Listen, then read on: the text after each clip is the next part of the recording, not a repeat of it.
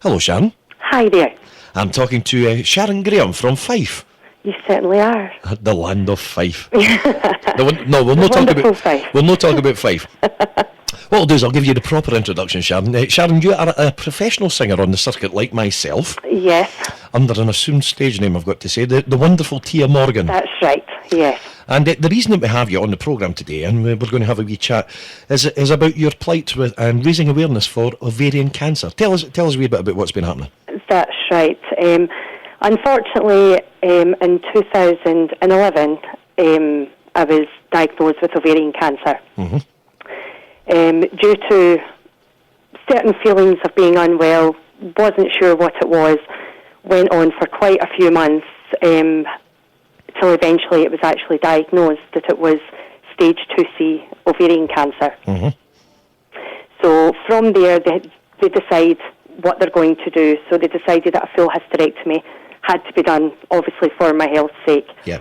So they went ahead with that and decided that they wouldn't wait for biopsies and things. They would just kind of decide to take everything because there was a mass there. They had came across this mass. So they had decided from there that they would do this hysterectomy, do a biopsy at the end of it. Wasn't worried at all, to be perfectly honest, because wasn't aware of ovarian cancer, full stop.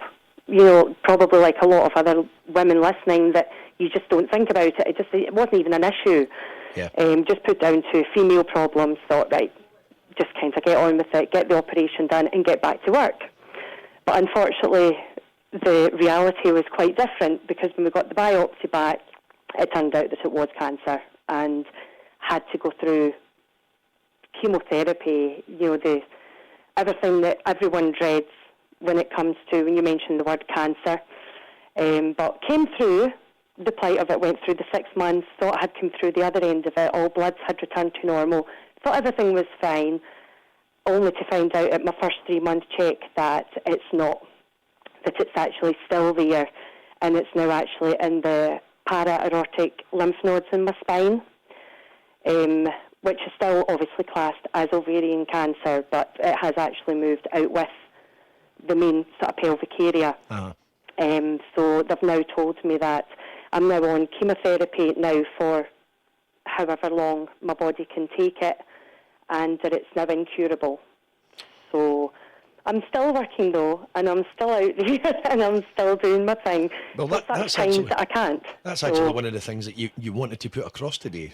Definitely. I mean, it's been a hell of a journey for you, in fairness, you know. But it's been a journey for the whole family. Yes. It's not necessarily just the person that's suffering. It's the whole surrounding family that has to pull together, really, when it comes to what to do, the decisions to make. You know, it's hard. It's hard, but we're getting there. As a family, we're getting there. Now, you've done something, and it's quite well documented in your Facebook post, but you've done something that I think that a lot of people would, well, certainly people that I know certainly admire you for what you've done. But, you know, some people might have just sat back and thought, oh, well, you know, this is happening to me, and started feeling sorry for themselves. But you've now taken on, you know, a bit of a campaign to raise awareness. Oh, definitely. It's just the reason being is that, as I said, I was so unaware of ovarian cancer. Everyone's heard of like your breast cancer, your cervical cancer, the female. That's the thing. That's about the two female ones that everybody most puts out awareness for.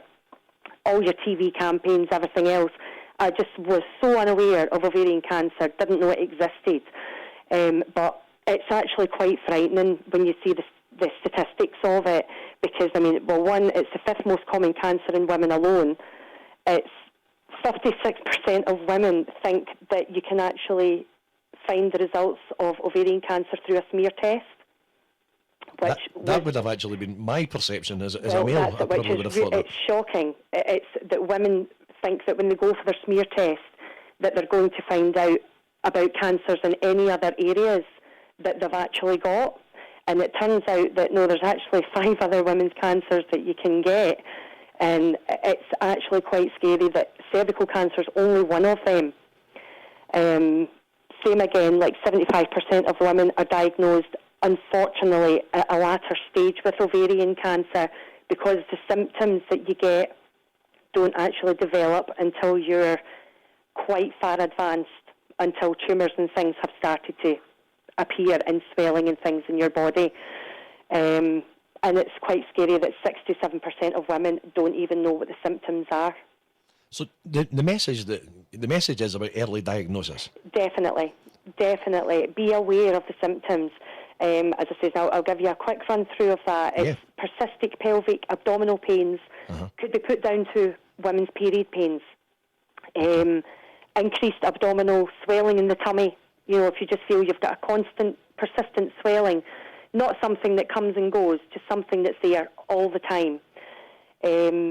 Difficulty in eating. You're wanting to eat, but you're feeling full.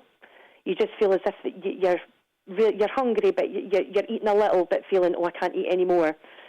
And finding that you have to go to the toilet, you have to go for a pee more often, or you're up during the night. Just certain things that, as I say, a lot of doctors put down to main women's problems.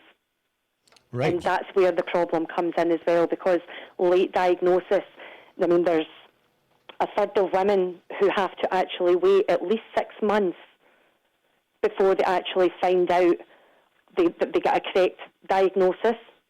Because like myself, I had started going to the doctor in about the April, May. I'd started feeling unwell in the January, been going back and forward with different little niggles, wasn't sure. Started going in the May, and I think I was there about every week with the same thing, this swollen stomach, feeling sick, just feeling really bloated, really tired, just couldn't put it down to anything, and the swelling was just getting bigger and bigger. I literally looked pregnant. That's how big it was. Till eventually, I think it was about the May, and I actually had to change doctors because the doctor wasn't doing anything. He was treating me for constipation for about 4 or 5 months, and then eventually I changed doctors, and the doctor said, no, there's definitely something else going on here. So he decided that he would phone up for a scan, and he actually got me, that was on the Friday, and he got me a scan for the Tuesday. And from the Tuesday, it was just a whirlwind. It was just, from then on, they saw this huge mass, and they decided, right, we're sending you straight to the hospital. We have to get something done about this.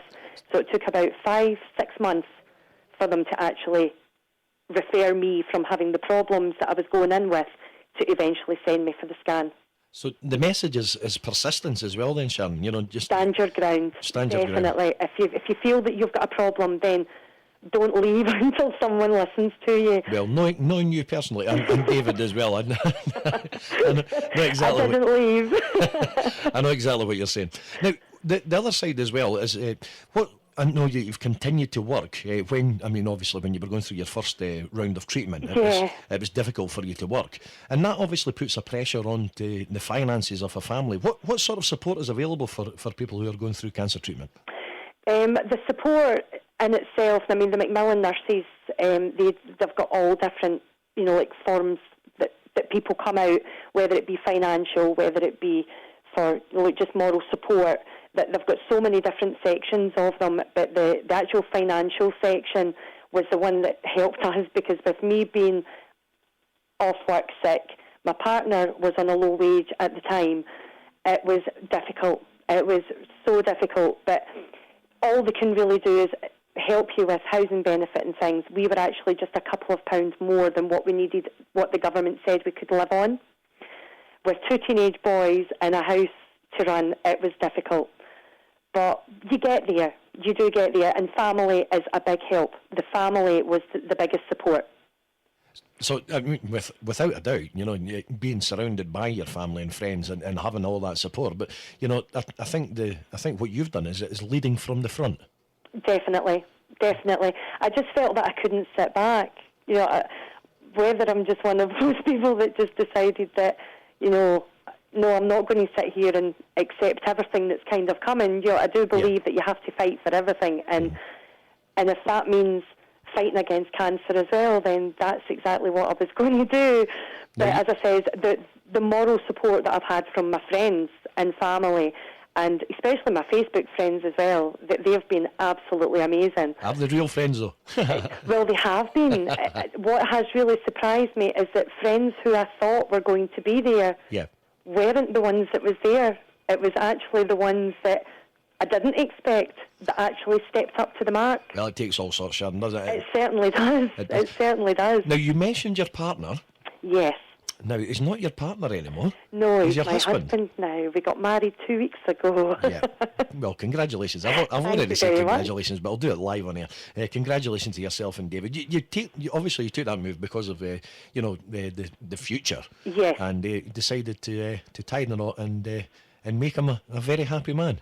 We did. We just kept putting it off due to work and things. Obviously working at people's weddings, singing at people's weddings. We had been to so many weddings but hadn't been to our own, so we had decided as soon as we got the news that that the doctors were saying it was incurable, that we had decided it's why wait any longer. Life's too short. Just go out there and enjoy it. Have a ball. I actually couldn't agree with you more. I'm sitting here nodding my head and thinking, well, I've got to say, Sharon, thank you very much for coming on and raising awareness. No problem. Your message is for people to get to the doctors with the early signs. Definitely. And if anybody's worried at all out there, as I said, there's so many people that you can contact now. There's like Ovarian Cancer Action, Target Ovarian Cancer, Cancer Research UK do it too, and the Eve Appeal. That's all the ones that deal with this certain type of cancer. So if at all worried, please get it checked.